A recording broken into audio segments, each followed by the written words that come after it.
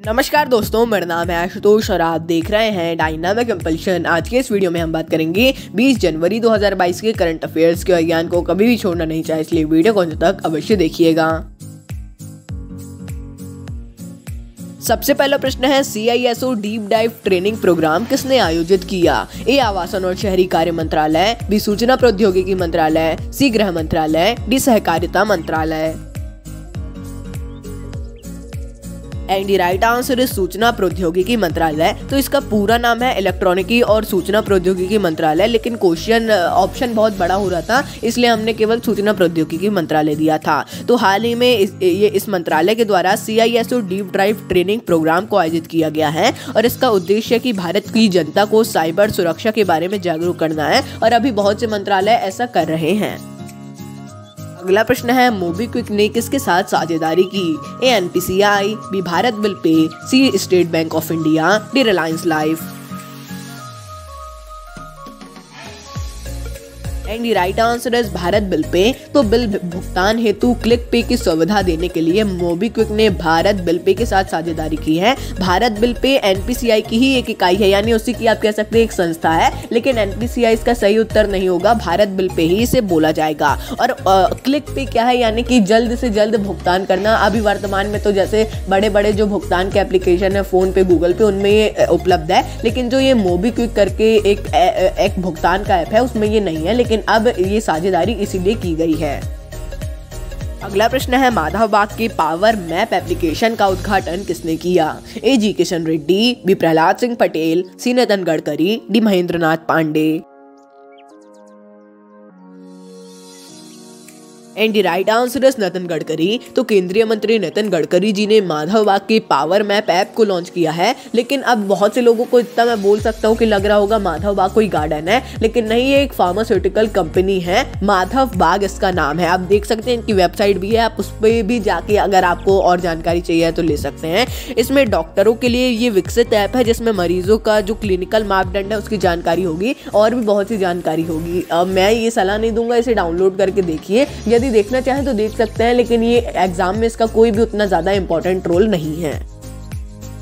अगला प्रश्न है, फॉर्मूला ई के साथ किसने आशय पत्र पर हस्ताक्षर किए? A Gujarat, B Telangana, C Rajasthan, D Andhra Pradesh.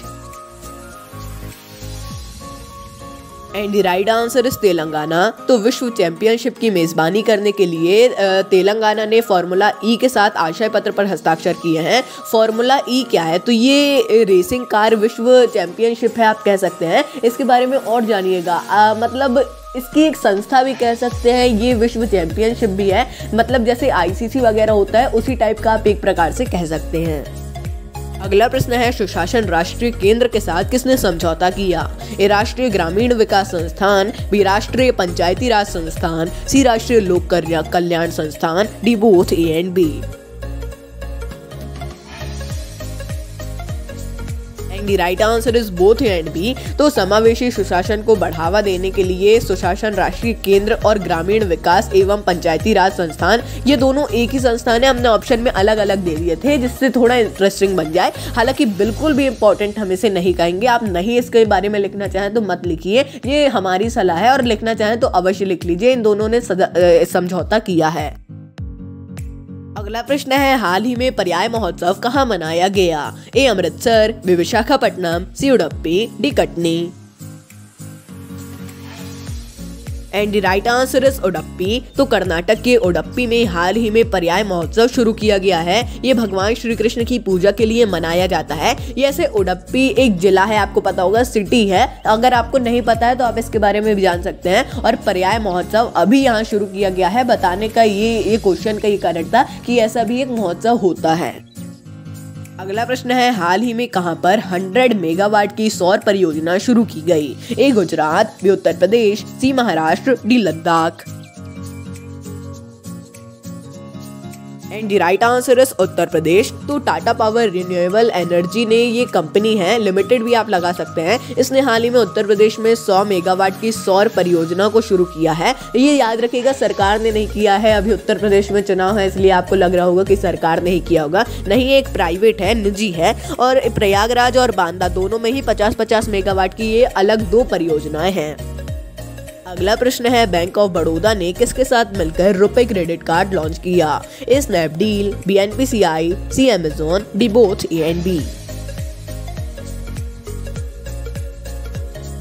And the right answer is both A and B. तो बैंक ऑफ बड़ौदा ने स्नैपडील और एनपीसीआई के साथ मिलकर रुपए का कॉन्टैक्टलेस क्रेडिट कार्ड लॉन्च किया है। ये देखिए, स्नैपडील और एनपीसीआई दोनों के साथ ही मिलकर बोथ ए एंड बी यानी ए और बी दोनों ही इसके सही उत्तर हैं। ये ऐसा कॉन्टैक्टलेस क्रेडिट कार्ड है जो कि मार्च 2022 तक उपयोगकर्ता ले सकेंगे यदि वो लेना चाहे तो। क्रेडिट कार्ड है, याद रखिएगा, बहुत से स्टूडेंट्स क्रेडिट और डेबिट कार्ड में कंफ्यूज हो जाते हैं। अगला प्रश्न है, लैंडिंग कार्ड के साथ किसने साझेदारी की? A Punjab national bank, B Bharatiya state bank, C Canara bank, D IndusInd bank. और यहाँ पे लैंडिंग कार्ड की स्पेलिंग गलत है। एंड द राइट आंसर है कैनरा बैंक। तो हाल ही में कैनरा बैंक ने लैंडिंग कार्ड एक कंपनी इसके साथ साझेदारी की है। लैंडिंग कार्ड भी लोन वगैरह उपलब्ध कराती है। इसके तहत दोनों मिलकर एमएसएमई यानी कि सूक्ष्म लघु और मध्यम उद्योगों को 10 लाख तक का लोन उपलब्ध कराएंगे। याद रखिएगा, दोनों मिलकर, इसीलिए समझौता किया गया है, साझेदारी भी आप कह सकते हैं। अगला प्रश्न है, एरो 3 बैलिस्टिक मिसाइल इंटरसेप्टर का परीक्षण किसने किया? ए इजराइल, बी संयुक्त राज्य अमेरिका, सी सऊदी अरब, D both A and B.